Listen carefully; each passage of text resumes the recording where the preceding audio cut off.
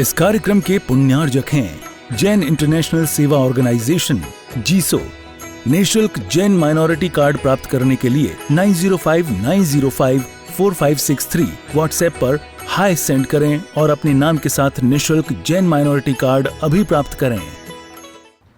एक समय आया है, क्या गिरनार की महिमा चली है, क्या नेमिनाथ परमात्मा की महिमा चली है।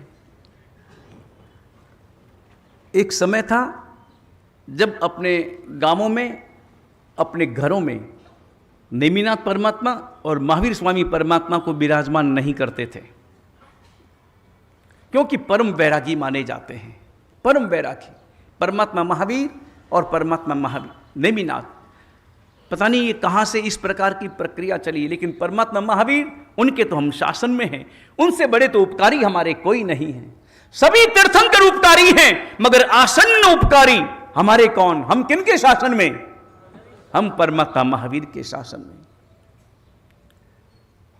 परमात्मा महावीर की पूजा सबसे पहले।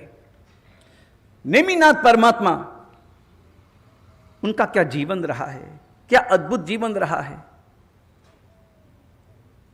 22वें तीर्थंकर होने वाले, 3 ज्ञान के स्वामी, श्याम वर्ण के, और एक बात, सभी तीर्थंकरों के भाव एक समान, सभी तीर्थंकरों का वैराग्य एक समान। शादी हो न हो, अपने यहां पर कितने तीर्थंकर परमात्मा ने विवाह नहीं किया? कितने तीर्थंकर परमात्मा? 2 परमात्मा सब जानते हैं, मल्लीनाथ परमात्मा और नेमिनाथ परमात्मा। हालांकि वासुपूज्य परमात्मा के संबंध में भी कलिकाल सर्वज्ञ हेमचंद्राचार्य भगवंत लिखते हैं, वासुपूज्य परमात्मा ने भी विवाह नहीं किया। लेकिन प्रसिद्धि 2 तीर्थंकरों की है, मल्लीनाथ परमात्मा और नेमिनाथ परमात्मा। और दिगंबरों की अपेक्षा से दिगंबर शास्त्र मानते हैं कि परमात्मा महावीर ने भी विवाह नहीं किया। श्वेतांबर शास्त्रों में वर्णन मिलता है परमात्मा महावीर ने विवाह भी किया और उनके एक पुत्री भी हुई। नेमिनाथ परमात्मा का बचपन अद्भुत बचपन, ऐसा बचपन मिलना दुर्लभ। कभी रोना नहीं, कभी कोई जिद नहीं, कभी रूठना नहीं, कभी मनाना नहीं। संसार में आप अनुभव करना, कोई रूठे नहीं और कोई मनाने का काम न पड़े तो कुछ मजा आता है जीवन में? मजा आता है थोड़ा, कभी रूठे कभी कोई मनाए तो मजा आता है। एक पति पत्नी का केस चला कोर्ट में, तलाक का। पत्नी ने केस किया, मुझे तलाक चाहिए। क्यों तलाक चाहिए? जज ने पूछा, बोलेगी ऐसे हैं कि मैं जो कहती हूं मान लेते, तो कभी लड़ाई का कोई अवसर ही नहीं मिलता, तो ऐसी क्या जिंदगी है, मुझे नहीं चाहिए। अरे भाई, ऐसे मती तो, ऐसे पति तो लाखों वर्षों की तपस्या के बाद में मिलते हैं, और तुम उन्हें उनसे पीछा छुड़वाना चाहते हो। बोले नहीं, कभी कोई लड़ता ही नहीं, न रूठना है न मनाना है। नेमिनाथ परमात्मा तो 3 ज्ञान के स्वामी थे, बचपन में भी तो न तो कभी रूठना है, न कभी जिद करना है, न खाने की जिद, न पीने की जिद, न कभी रोना है, न कभी मनाना है। और नेमिनाथ परमात्मा की माँ, वो शिवा देवी माँ, हृदय की प्रसन्नता, परम प्रसन्नता। परमात्मा थोड़े धीरे धीरे बड़े होने लगे। परमात्मा जब बड़े होने लगे तो शिवा देवी के मन में आया कि मेरे पुत्र का विवाह हो। हालांकि शिवा देवी जानती थी, क्योंकि सपने देखे थे, 14 सपने देखे थे, 14 माह सपने देखे थे। ज्योतिषियों ने बताया था, स्वप्न पाठकों ने बताया था कि तुम्हारा बेटा होने वाला तीर्थंकर है, तीर्थंकर होने वाले हैं। और नेमिनाथ परमात्मा के शासन में वो जीने वाला परिवार, वो राज परिवार, वो जानता था कि 14 सपने देखे हैं, इसका मतलब है कि मेरा बेटा तीर्थंकर होने वाला है। तो तीर्थंकर तो होने वाला, मगर फिर भी वो मां थी। जब वो अपने बेटे को देखती, मां के रूप में जब वो देखती, तो अपने बेटे पर वात्सल्य उमड़ आता। बेटे को देखती तो वात्सल्य बरसता कि मैं जल्दी से जाऊं, अपनी गोद में ले लूं, अपने बेटे को गोद में ले लूं, उसके माथे पर हाथ फेरूं, उसे थोड़ा प्यार करूं। लेकिन जो ही वो नेमिनाथ परमात्मा के उस रूप को देखती, वो ये जानती कि मेरा बेटा तीर्थंकर होने वाला है, उसके चेहरे को देखती, उसकी आभा को देखती, उसकी प्रतिभा को देखती, उसकी चमक को देखती, उसकी आंखों से बरस रहे वैराग्य को देखती, समभाव को देखती, एक विशिष्ट सद्गुणों से परिपूर्ण आचरण को देखती, तो शिवा देवी का मन होता मैं हाथ जोड़कर वंदना करूं, इस आत्मा के, इस भव्य आत्मा के श्री चरणों में वंदन करके मैं अपने जीवन को धन्य कर लूं। क्या वो नेमिनाथ परमात्मा थे? एक ही मां, रूप दो, कभी वात्सल्य बरसाने का मन करता तो कभी वंदना करने का मन करता। ऐसे नेमिनाथ परमात्मा का जीवन और थोड़े बड़े होने लगे। परमात्मा थोड़े बड़े होने लगे, उम्र हुई, युवा उम्र हुई, और उनका बैरागी अवस्था, और बाकी सब कहते, वासुदेव श्री कृष्ण, उनके चचेरे भाई, वो भी कहते। और एक बार तो आपको मालूम है कि जब चले गए नेमिनाथ परमात्मा शस्त्रागार में चले गए, और शस्त्रागार में चले गए तो वहां बल की परीक्षाएं, उन्होंने वो गदा उठा ली, उन्होंने वो शंख फूंक लिया, और वो जब देखा तो वासुदेव श्री कृष्ण भी विचार में पड़ गए, तो ये तो मुझसे भी ज्यादा ताकतवर है। और एक बार परीक्षा ली गई, कौन भुजा को नमा सकता है।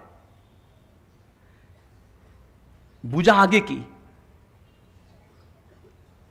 तुरंत नेमिनाथ परमात्मा ने उनकी भुजा को झुका दिया, लेकिन उनकी भुजा को, नेमिनाथ परमात्मा की भुजा को वो नहीं झुका पाए। मन में आया फिर इनमें ताकत ज्यादा है, इनमें शक्ति ज्यादा है, तो अब क्या किया जाए? कितना अच्छा हो कि इनका विवाह हो जाए। इनका विवाह हो जाना बहुत जरूरी है। लेकिन विवाह के प्रति सर्वथा उदासीन थे। कौन? नेमिनाथ परमात्मा। वो जानते थे अपने ज्ञान से वो जानते थे कि मेरा विवाह नहीं होना है।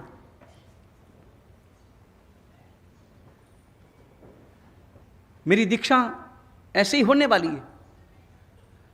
और एक बार मां से कहा, शिवा देवी से कहा गया, वासुदेव श्री कृष्ण ने कहा, औरों ने भी कहा, विवाह की प्रार्थना करो ताकि विवाह हो जाए, विवाह के लिए कहो। मां शिवा देवी के मन में था, मेरा बेटा विवाह करे, विवाह हो, बहू आए, कितना अच्छा लगे। हर मां को अपने मन में एक सपना रहता है कि कभी न कभी मेरे घर पर मेरी बहू आए, रुमझुम करते हुए बहू आए और सेवा करे। तो शिवा देवी भी एक बार नेम कुमार के पास में पहुंची, नेम कुमार के कक्ष में। जब मां पहुंची नेम कुमार के कक्ष में, तो नेम कुमार ने कहा, मां आप मेरे कमरे में कोई कारण से आई, मुझे बुला लिया होता, मैं तुरंत वहां पर आ जाता। लेकिन शिवा देवी आज संकल्प करके गई थी, मन में निर्णय करके गई थी, मेरा बेटा हमेशा उदास रहता है संसार से, मेरा बेटा हमेशा प्रसन्न रहता है अपने आप से, लेकिन संसार में इसका कोई रस प्रतीत नहीं होता, न किसी से बात करता है, विजातीय की ओर तो देखता भी नहीं। लेकिन आज उसके मन में था कि आज मुझे कैसे भी करके मेरे बेटे से विवाह की हां भरा लेना है, वो विवाह के लिए मुझे तैयार करना है। और उसने अपने मन में सोचा था कि आज मुझे यह बात कहने, कभी किसी से वार्तालाप करने के लिए जाते हैं कि किसी विशेष विषय पर वार्तालाप करने के लिए जाते हैं, तो पहले से अपने मन में सोचते हैं कि मैं इन शब्दों का प्रयोग करूंगा, इस वाक्य का प्रयोग करूंगा। फिर साथ साथ में यह भी सोचते हैं कि सामने वाला इसका क्या जवाब देगा। फिर यह भी सोच करके आप यह भी सोचते हैं कि सामने वाले ने अगर यह जवाब दिया तो मैं वापस क्या जवाब दूंगा। ऐसे ही शिवा देवी ने, मां ने खुद के अंतर का संकल्प, नेम कुमार का जवाब आया नहीं है, क्या दे सकता है वो जवाब, फिर उस जवाब का जवाब मैं क्या दूंगी, फिर वो क्या बोलेगा, फिर मैं क्या बोलूंगी, फिर मुझे एकदम दिल रहना है, और लास्ट में तो मुझे ये कह ही देना है, मां की बात तो तुझे माननी ही पड़ेगी। सभी तीर्थंकरों ने विवाह किया है, एक मल्लीनाथ को छोड़ दो तो क्या हुआ, बाकी तो सभी तीर्थंकरों ने विवाह किया, आदिनाथ ने किया है, अजितनाथ ने किया है। नेम कुमार से भी बात हुई नहीं थी, नेम कुमार ने हाना कुछ किया नहीं था, मगर कल्पना कर ली थी। कई लोग कल्पना कर लेते हैं पहले से, भाई वहाँ जाएंगे वो तो मना ही करने वाले हैं, होता है ना ऐसा, पहले से ही सोच लेते हैं भाई वहाँ जाएंगे, उनके घर टीप लिखाने जाना है, वो तो मना ही करने वाले हैं, उनका स्वभाव अपन जानते हैं, उनको जानते हैं, वो तो मना ही करने वाले हैं। पहले से ही ऐसा सोच लेते हैं। जिंदगी में पहले से ही कभी ऐसे सोचने का आग्रह कभी मत रखना, क्योंकि हो सकता है कि उस वक्त में उसका भाव पैदा हो जाए, आप जाओ और उसका भाव पैदा हो जाए और वो लिखा दे। कभी पुण्य जागृत हो सकता है ना, किसका, देने वाले का कि मांगने वाले का, किसका पुण्य जागृत करना। नहीं, कभी कभी आप जाते हैं ना टीप लिखाने के लिए जाते हैं ना, सामने वाले ने टीप लिखा दी, कोई भी आपने कोई प्रस्ताव रखा भाई 5 लाख उसमें लिखाने, और सामने वाले ने 5 लाख लिखाए, ज्यादा राजी कौन होता है, देने वाला या लेने वाला? नहीं, कौन राजी होता है, देने वाला कि लेने वाला? हाँ, एक बात बताओ, समझ में नहीं आया? हाँ, लेने वाला राजी होता है कि देने वाला राजी होता है? लेने वाला राजी होता है। हाँ देखो, हम आए ना, लिखा दिया, 5 लाख लिखा है। अरे राजी लेने वाला तो जितना हो न हो, सबसे ज्यादा राजी कौन होना चाहिए? देने वाला। मुझे लाभ मिला, वो भाव मन में आना चाहिए, मुझे लाभ मिला। और ये बिना पुण्याई के आपको लाभ नहीं मिलता, आपका पुण्य उदय हो तो ही आपके मन में देने का भाव पैदा होता है, अन्यथा देने का भाव पैदा ही नहीं होता। लेकिन हमारे मन में आग्रह पहले से ही आ जाता है, वो तो मना ही करने वाला है, वो तो ऐसा ही करने वाला है। नहीं, हमेशा सोच को हमेशा सकारात्मक रखो। शिवा देवी मन में जानती थी नेम कुमार मना करने वाला है, पहले से ही क्यों सोच लिया, मगर सोच लिया अगर वो मना करेंगे तो मैं ऐसे तर्क दूंगी, वो ऐसा करेगा तो मैं ऐसे तर्क दूंगी। उसने भी अपने मन में कितने ही तर्कों को जन्म दे दिया और चली नेम कुमार के कक्ष में। प्रार्थना भी कर ली, पहले नमीनाथ परमात्मा से प्रार्थना कर ली कि हे प्रभु, मेरे बेटे को आज ऐसा इस प्रकार का भाव देना कि मैं जो कहूं वो मान ले।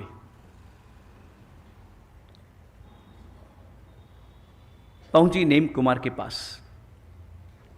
और उनके पास में जाकर के कहा, बेटा कैसे हो तुम, ठीक हो ना?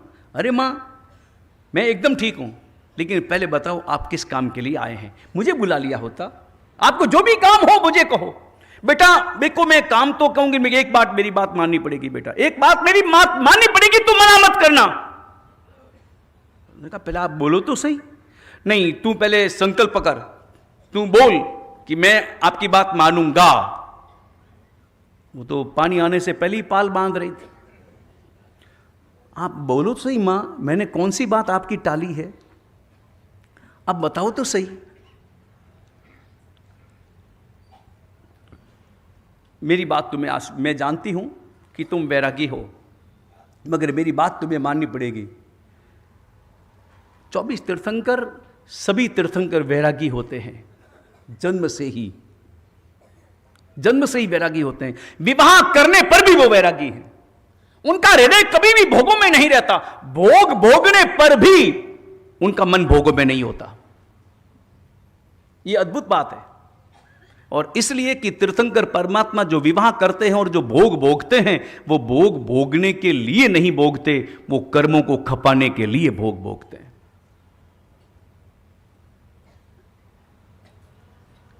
कोई भी व्यक्ति जब राग द्वेष के साथ में, राग के साथ में, द्वेष के साथ में भोग भोगता है तो कर्मों का बंधन करता है और आगे के लिए। और तीर्थंकर परमात्मा का जन्म कर्म बंधन के लिए नहीं, कर्म निर्जरा के लिए होता है। उनका हर कार्य, हर क्रिया कर्म निर्जरा के लिए है। बेटा तुम वैरागी हो, मगर एक बात मेरी माननी पड़ेगी।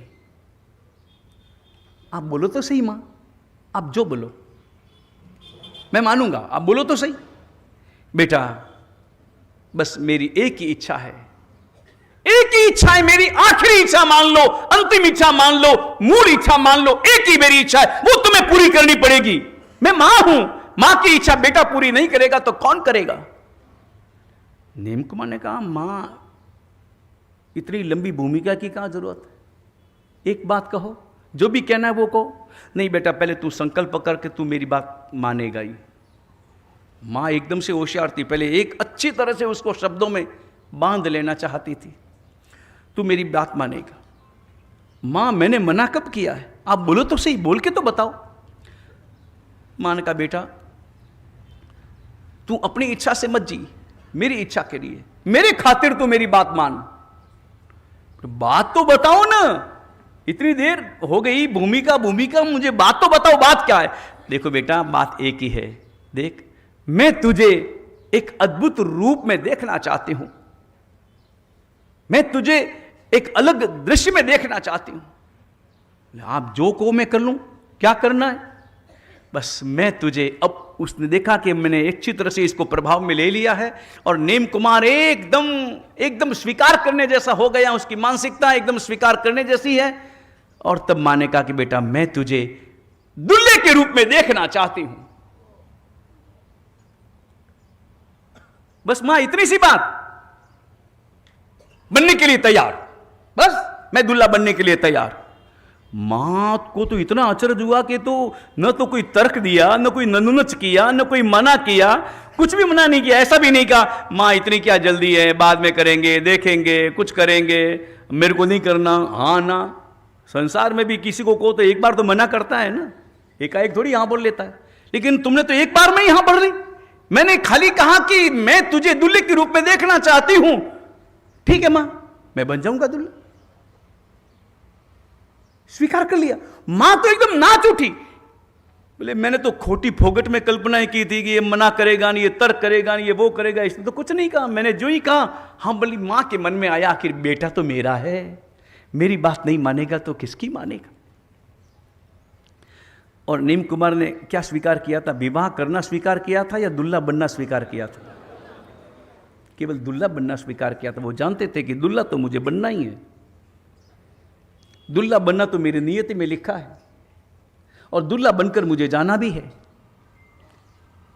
मुझे ससुराल की दहलीज को पार नहीं करना है, मगर द्वार तक तो जाना है, मां तक तो मुझे जाना है। और जाना मेरी नियति भी है और जाने में मेरा पुरुषार्थ भी, मेरी प्रेरणा भी। एक संदेश देने के लिए मैं जाना चाहता हूं, एक संदेश मुझे देना है, संदेश सारे संसार को देना है। इस कार्यक्रम के पुण्यार्जक हैं जैन इंटरनेशनल सेवा ऑर्गेनाइजेशन जीसो। निःशुल्क जैन माइनॉरिटी कार्ड प्राप्त करने के लिए 9059054563 व्हाट्सएप पर हाय सेंड करें और अपने नाम के साथ निःशुल्क जैन माइनॉरिटी कार्ड अभी प्राप्त करें।